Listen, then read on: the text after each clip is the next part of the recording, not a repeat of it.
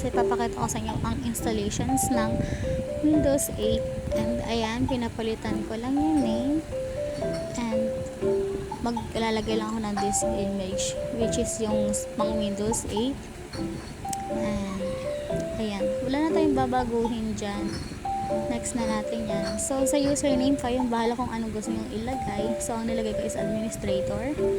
And sa password, kayo na rin ang bahala. Sa product key naman is wala akong nilagay. Sa hostname is need walang space.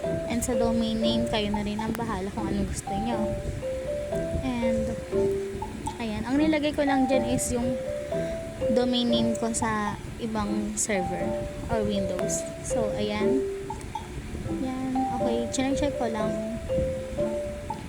And ayan, finish na natin. And mag-open na yan ng kusa for installation. Ayan.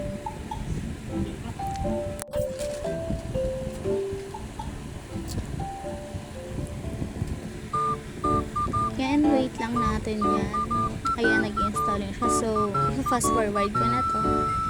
Ayan. Ayan, i-move lang natin yung mouse natin sa corner. Tapos mag-open na siya. Ayan. And, ayan na siya guys. Ganun lang siya kadali. And, pipindutin lang natin dito yung sa my desktop. Ayan na siya guys. So, ayun lang.